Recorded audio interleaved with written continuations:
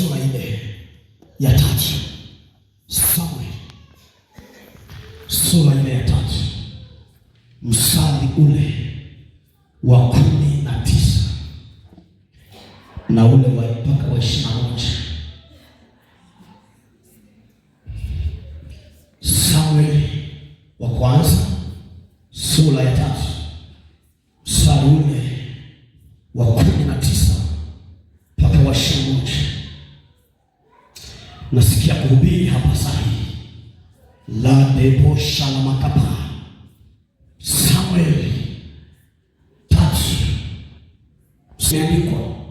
Samueli akakua, naye Bwana alikuwa pamoja naye, wala hakuliacha neno lake lolote lianguke chini. Kama Biblia ni ya kwako, neno lolote lianguke chini, chora kimstari pale. Wala hakuliacha neno lolote lianguke chini.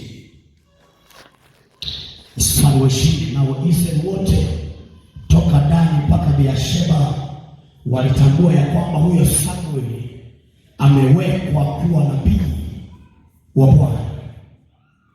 Naye Bwana akaonekana tena huko Shilo, kwa kuwa Bwana akajifunua kwa Samueli huko Shilo kwa neno la Bwana. Nalo neno la Samueli likawajilia Israeli wote.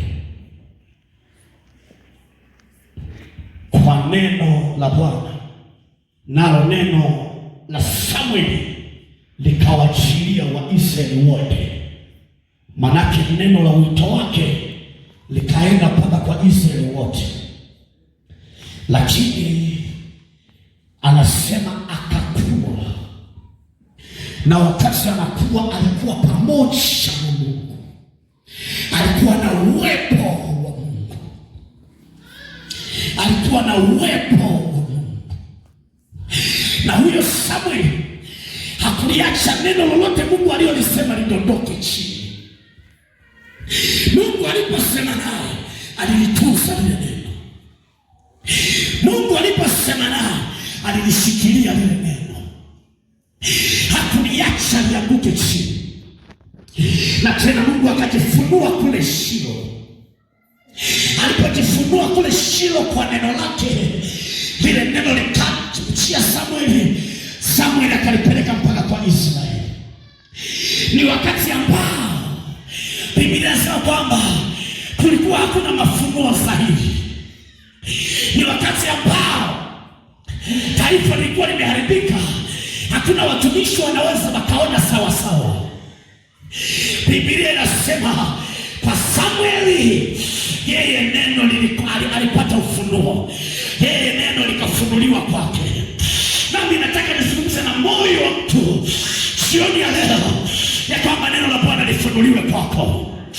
Nataka niseme na moyo wa mtu, neno la Bwana lifunuliwe kwako, lile liloshikilia wito wako, kama Samueli alivyopata lile neno kule Shilo. Na wewe iwe Shilo yako mahali hapa leo. Shilo yako imeshawadia. Uanze kusikia, uanze kuona, uanze kuelewa kile Bwana anachokisema. Hata kama kwenye familia yako hakuna mtumishi hata mmoja, wewe utakuwa wa kwanza. Hata kama giza limetanda kwako, nuru itaanza na wewe. Hata kama hakuna anayemwita Yesu, wewe ndio utakayemwita Yesu. Hata kama kijiji kizima hakuna moto wa Injili, moto wa Injili utaanzia kwako. Samueli hakuliacha lile neno likaanguka.